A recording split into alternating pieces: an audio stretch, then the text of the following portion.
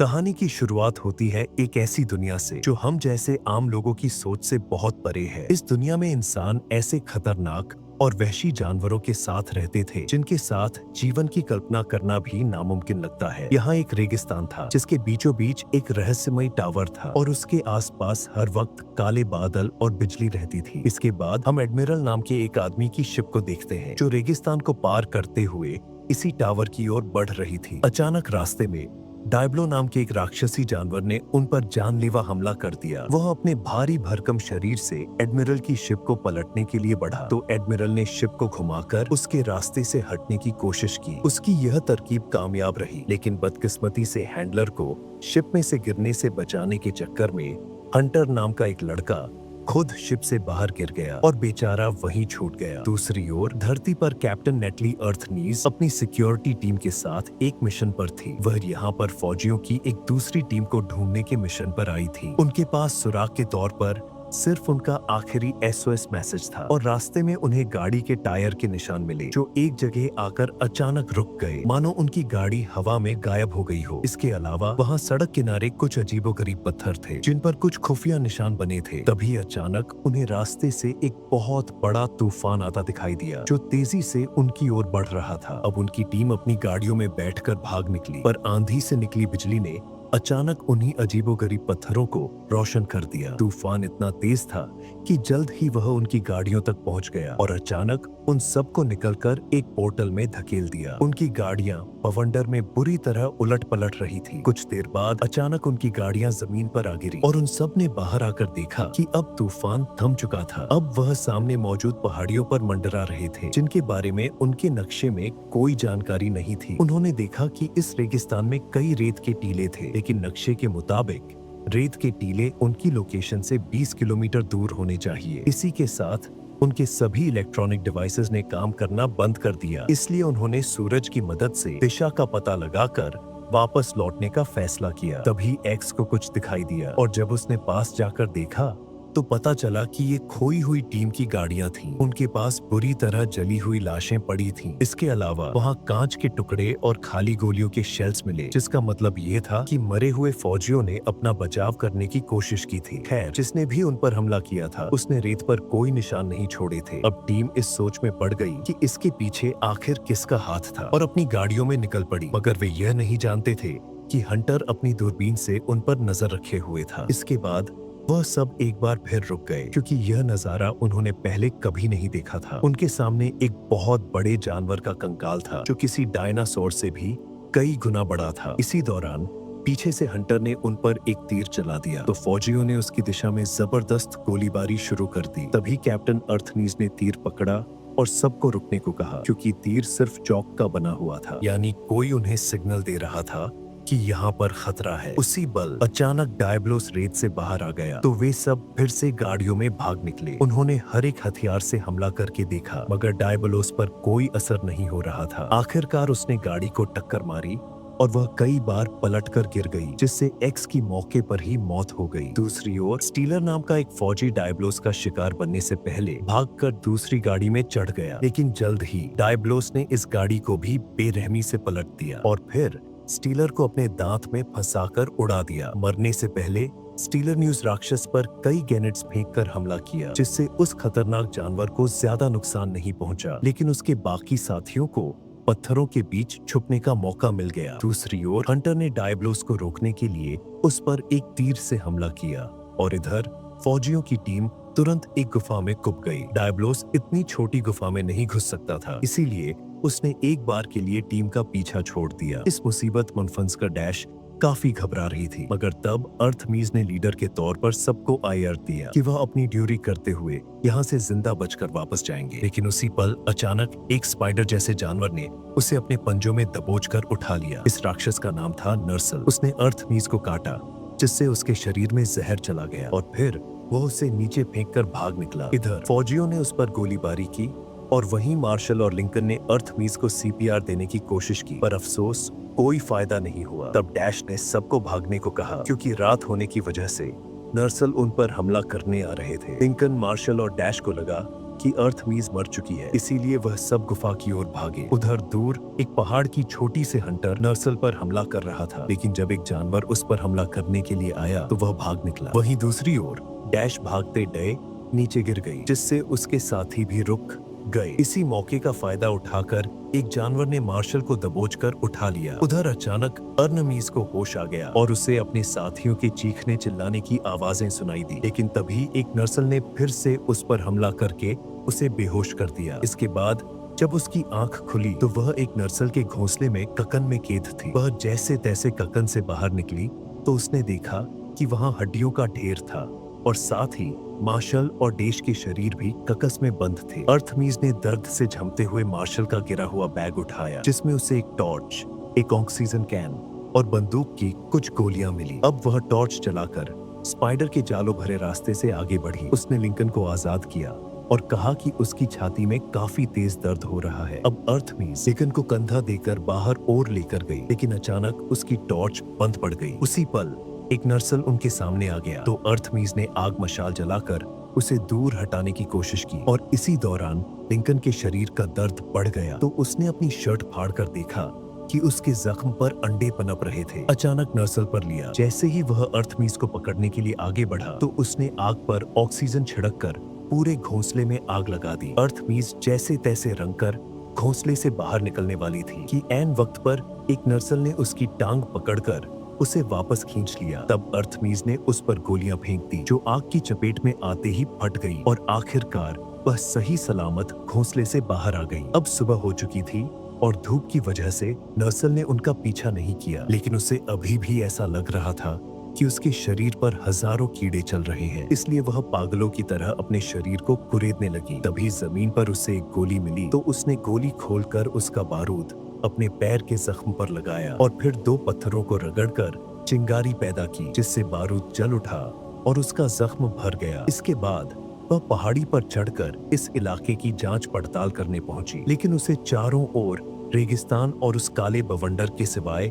कुछ दिखाई नहीं दिया। शायद ये बवंडर ही उसे घर ले जा सकता था, लेकिन उससे पहले उसने यह देखने का सोचा कि रास्ता साफ है या नहीं। उसने एक पत्थर उठाकर रेत में फेंका, जिससे डायब्लोस रठी जोरदार दहाड़ के साथ वह जाग उठा, लेकिन जब उसे अर्थमीज दिखाई नहीं दी तो वह वापस लौट गया। उधर अर्थमीज पत्थरों से भरे डलाके में धूम रही थी, जबकि हंटर दूर से छिप छिपाकर उसका पीछा कर रहा था। कुछ देर बाद अर्थमीज को एक टूटा फूटा जहाज मिला तो उसे लगा कि शायद यहाँ से पानी मिल जाएगा, मगर उस बर्तन में सिर्फ रेत भरी थी। इसके बाद वह बाकी के शिप में धूम रही थी और अचानक हंटर ने पीछे से कूदकर उसकी गर्दन पर चाकू रख दिया, लेकिन अर्थमीज कोई कच्ची खिलाड़ी नहीं थी, इसीलिए उसने हंटर को मुंहतोड़ जवाब दिया। जल्द ही दोनों में जबरदस्त हाथापाई शुरू हो गई, लेकिन दोनों एक दूसरे से कम नहीं थे। तभी अचानक अर्थमीज ने हंटर का ही चाकू उसके कंधे में घोंप दिया, पर फिर भी हंटर उस पर हावी होकर मुकाबला जीत गया। फिर उसने अर्थमीज के हाथ बांध दिए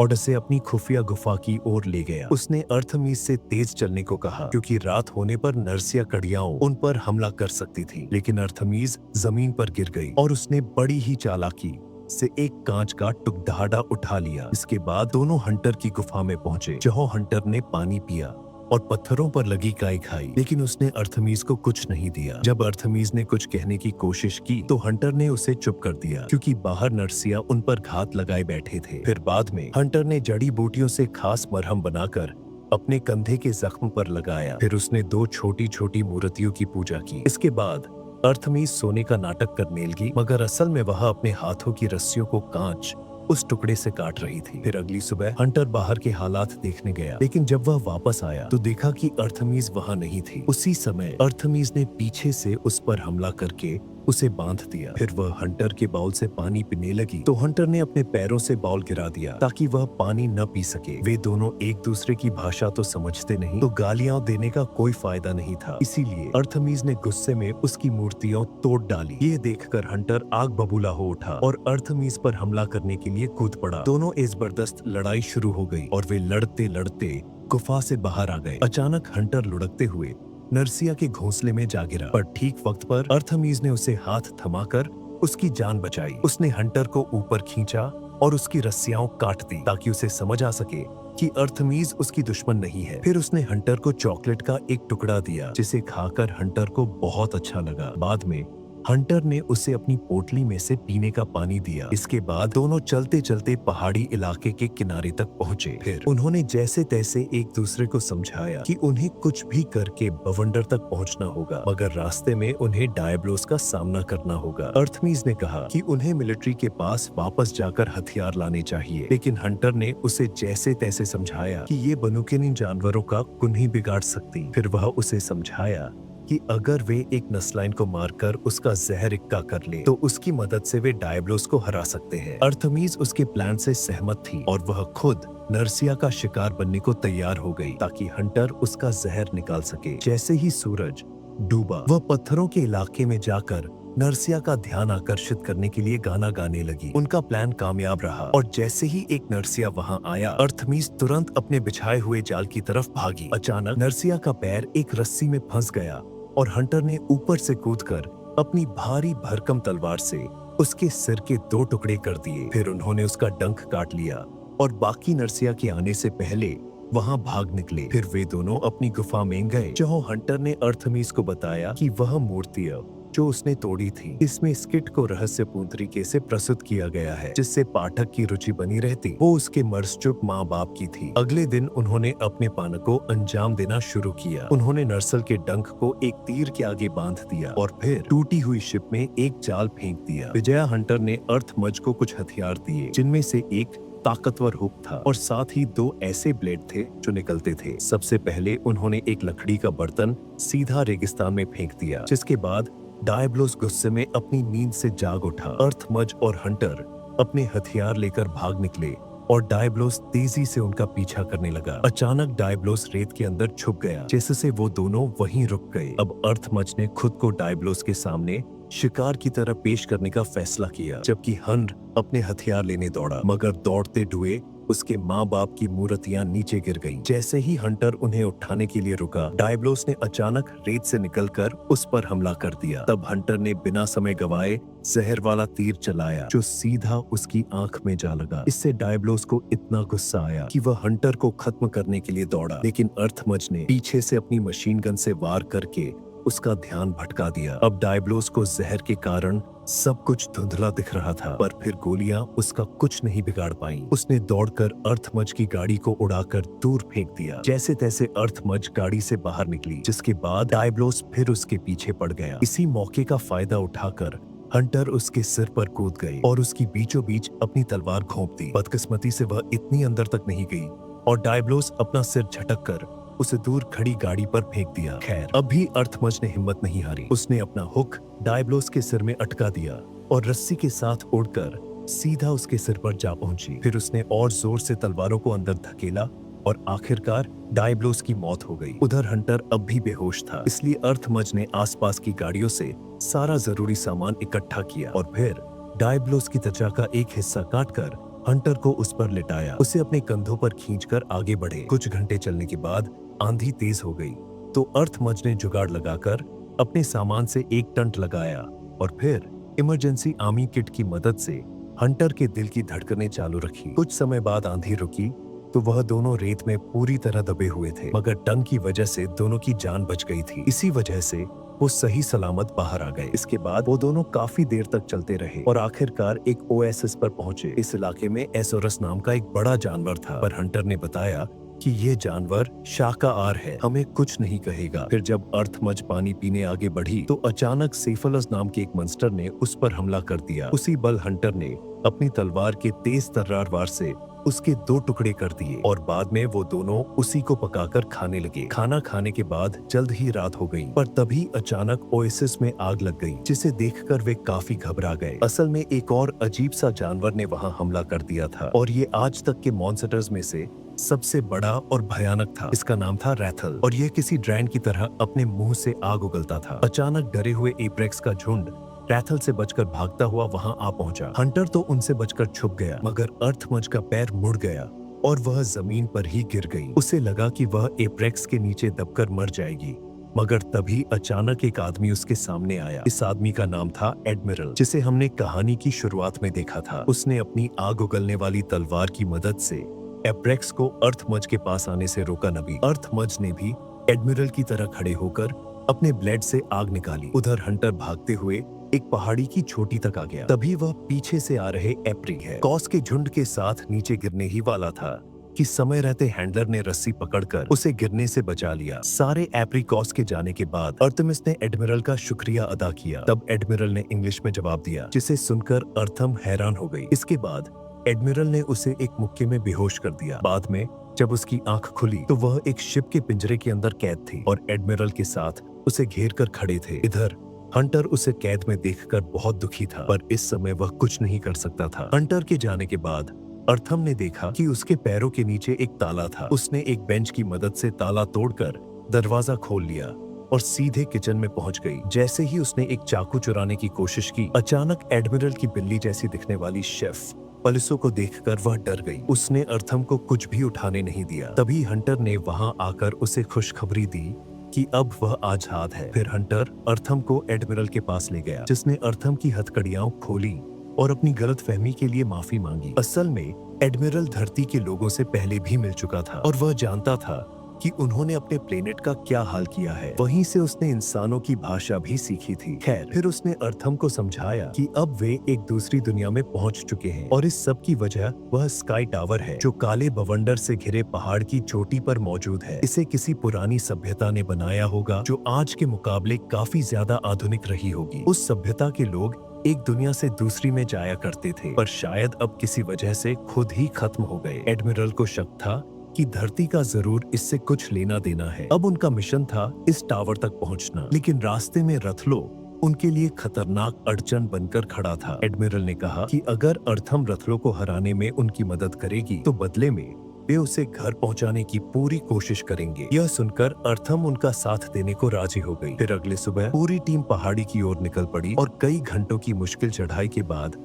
आखिरकार वे टावर तक पहुंच गए। स्काई टावर लावा पर खड़ा था और एडमिरल को लगा कि शायद इसी से उसे शक्ति मिलती होगी। खैर, जैसे ही वे टावर की ओर बढ़े तो रास्ते में उन्हें कांच के टुकड़े मिले, जिसका मतलब यह था कि रथलो उनके करीब है। तब एडमिरल ने सबको बताया कि अपने मुंह से आग उगलने से ठीक पहले रथलो की ताकत सबसे कम होती है, क्योंकि उसके शरीर की पूरी जान आग को बनाने में लग जाती है। अब पूरी टीम अलग अलग हिस्सों में बंटकर रथलो का सामना करने को तैयार हो गई। अचानक रथलो ने आग उगलकर उनके कुछ सिपाहियों को भस्म कर दिया और फिर टावर के रास्ते के बीचों बीच खड़ा हो गया। अब एडमिरल उस पर हमला करने के लिए आगे बढ़ा तो अर्थम और हंटर अपने हथियारों के साथ उसके पीछे आए। उनके बाकी साथियों ने भी उनकी मदद करने की कोशिश की, मगर रथलो ने सबको उठाकर दूर फेंक दिया। उसी पल अचानक टावर के आसपास मौजूद खास निशान रोशन हो गए। अब उन तीनों ने मिलकर रथलो पर कई हमले किए, लेकिन यह भी रथलो को हराने के लिए काफी नहीं थे। समय के साथ अर्थम फिर से धरती पर पहुंच गई और जब उसकी आंख खुली तो एक आर्मी रेस्क्यू ग्रुप उसे बचाने आ गया था। उन्होंने अर्थम को एक स्ट्रेचर पर डाला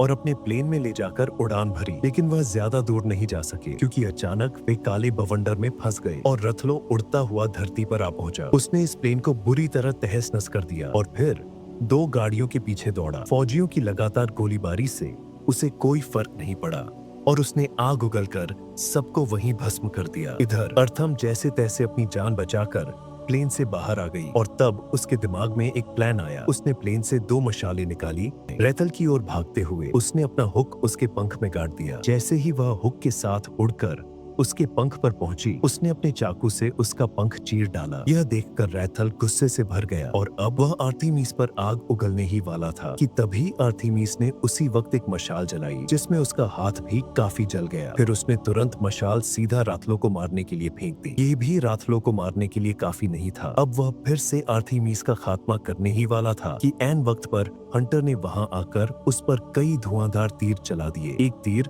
राथलो की एक जख्म के जरिए उसके शरीर के अंदर घुस गया और इसी से उसके अंदर इतना जबरदस्त विस्फोट हुआ कि वह वहीं जाकर राख हो गया। उसने एडमस को बताया कि वह यहाँ इसलिए आया क्योंकि वह धरती को राथलो के हाथों तबाह होने नहीं देना चाहते थे। खैर, दूसरी ओर स्काई टावर का एक और पोर्टल खुल गया था, जिसके ऊपर गौर मकाला नाम का एक और जानवर आकर खड़ा हुआ। अब आर्थिमीस ने एडमिरल और हंटर के साथ वापस उस दुनिया में जाकर उस टावर को तबाह करने का फैसला किया ताकि इन जानवरों का चक्कर हमेशा हमेशा के लिए खत्म हो जाए। आर्टेमिस, हंटर और एडमिरल ने एक साथ उस जानवर पर हमला करके उसे वापस पोर्टल में भेज दिया और खुद भी उसका खात्मा करने के लिए वापस उस दुनिया में पहुंच गए। कहानी के आखिर में हमने देखा कि एक रहस्यमय आदमी टावर के ऊपर से ये सब देख रहा था। वीडियो पसंद आई तो लाइक कर देना, चैनल को सब्सक्राइब कर लेना। मिलते हैं अगली वीडियो में।